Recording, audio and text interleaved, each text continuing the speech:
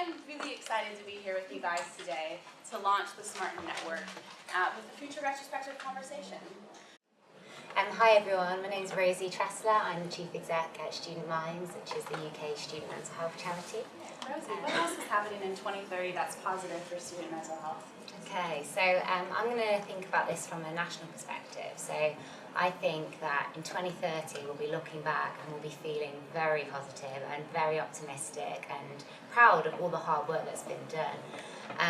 I think we'll be seeing many more universities taking, as Joe's pointed out, that strategic whole university approach to mental health and wellbeing. So what we mean by that is a lot of the conversation and structures around student mental health for the last few years has been focused around what can we do at those crisis points. A lot of the conversation in the press have been pulled into conversations around crisis, which is absolutely important, but I think by 2030 we're in a position where we're saying we have really created healthy student communities where all members of our universities have that literacy, they understand what they can do to support students or their colleagues, and know the positive role that they can play.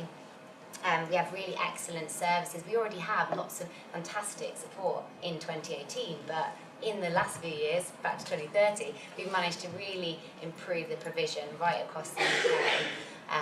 Both on campus and in the NHS and through public health initiatives as well.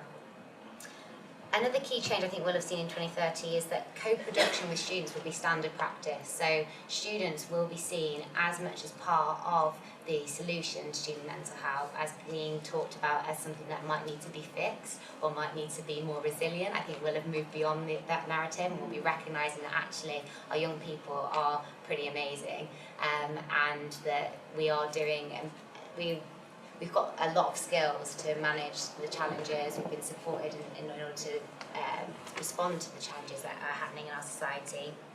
And we're involved with things like peer-to-peer solutions.